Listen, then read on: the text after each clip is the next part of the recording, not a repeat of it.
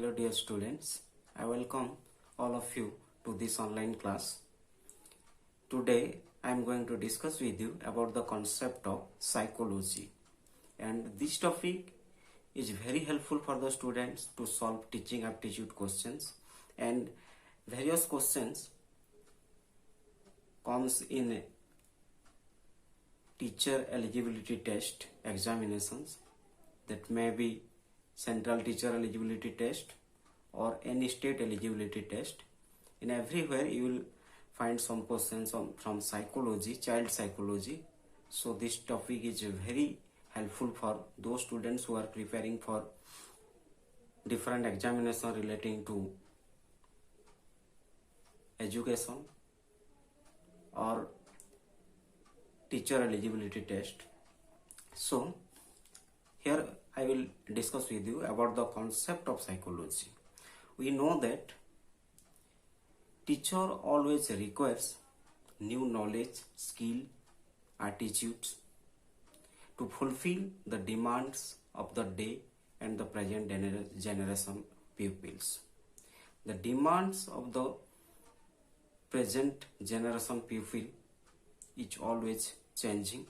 It is changing from time to time, from environment to environment, and from situation to situation. So the main rule of the teacher here is that they are in search of new knowledge, experience, attitudes and skill.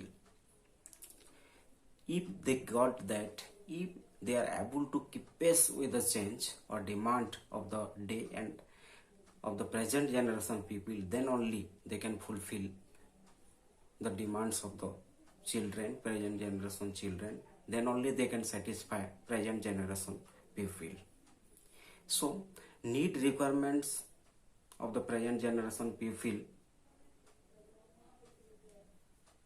depends upon the teachers' attitudes, their skill, their knowledge and their behavior.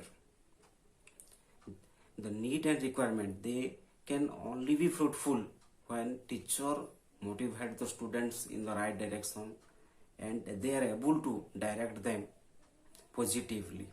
So thorough knowledge of educational psychology always helps the teacher to be updated.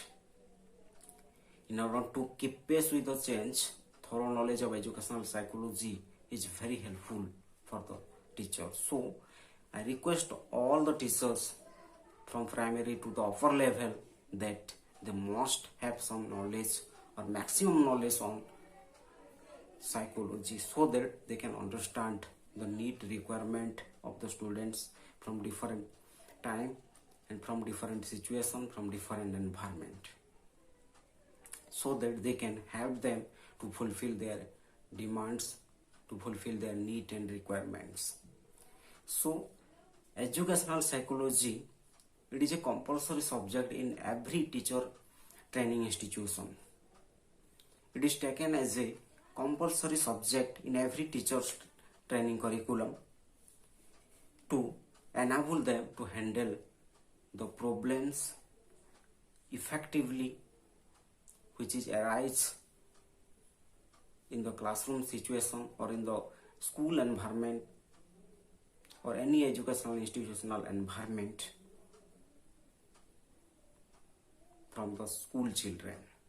Whatever the problems the school children are facing, that can be only tackled or that can be only eradicated by the teacher if the teachers have sufficient knowledge on educational psychology. So every teacher must gain knowledge on educational psychology. Now we will discuss about the concept of psychology. In the past, psychology was considered as a part of philosophy under the title mental philosophy. It was not a separate subject in the past. If we take the Greek philosopher in the past, they defined it as a part of philosophy, not as a separate subject as it is today. To come to the present status, it has undergone a conceptual evolution in course of time. So to know the present nature of psychology, we must give attention to the historical development of psychology. And here we will take two main concept in this class, why psychology is considered or why psychology is defined as a science of soul, and why psychology is again defined as a science of mind. These two definitions we will discuss here, and why these two definitions are rejected by philosophers, and again new definition, that is science of consciousness and the science of behavior,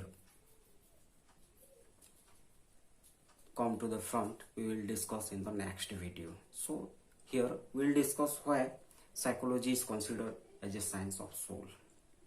The word psychology, it was derived from two Greek words, psyche and logos.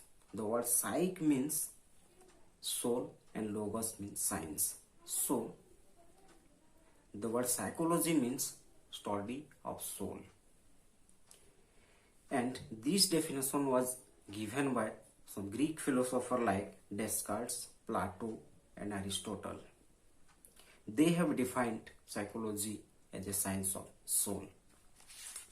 Next we will see why this definition was rejected. What were the causes behind this rejection of this definition? So the first cause was soul was defined differently. Different psychologists, they have different philosopher or psychologists, they have defined the word psychology in their own way. So there was no common agreement in its definition. They have defined it differently. There was no common agreement on its definition. Then second, it was difficult to understand the relationship between body and soul. It was very difficult to understand the relationship between body and soul. Then soul is not material, it is purely abstract.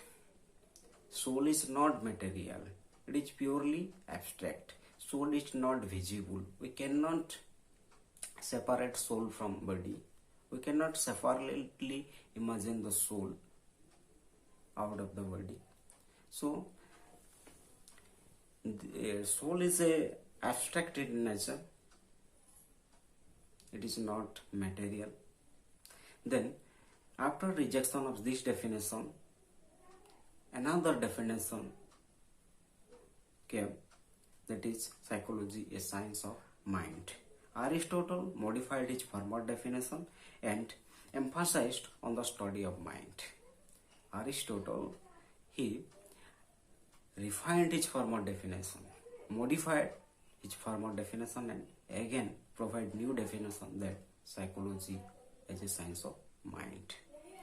Here, for him, the mind is abstract. For him, the mind is, though the mind is abstract, its function is not abstract. Its function is visible.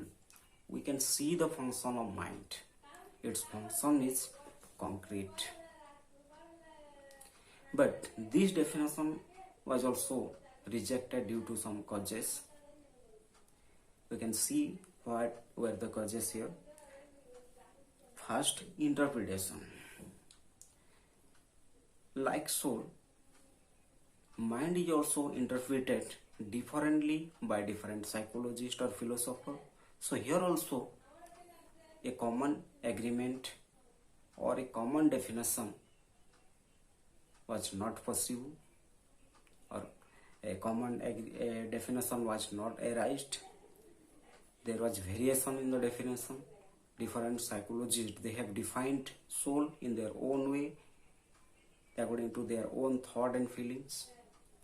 Then, just like soul, mind is also not visible.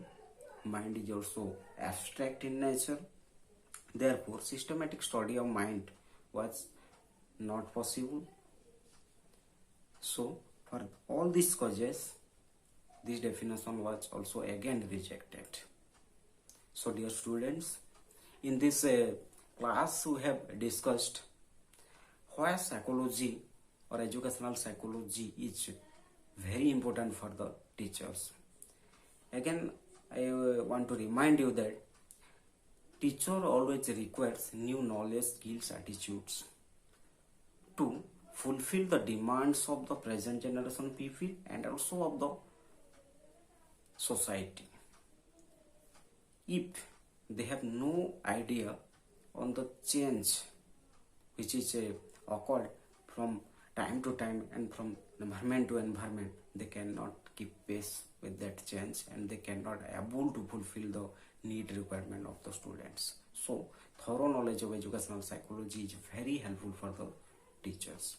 And here we have also discussed the concept of psychology, and here why psychology was considered as a science of soul we have already discussed, why it is also rejected we have discussed, and again why psychology was considered as a science of mind we have discussed. So very thanks to all of you for watching this video. If you like this video, then you can comment on the comment box, and again I request you to subscribe this channel, to like this channel, and to share this video maximum, so that most of the students who are from the poor background, who are unable to take coaching, they can get benefit from this. So very thanks to all of you.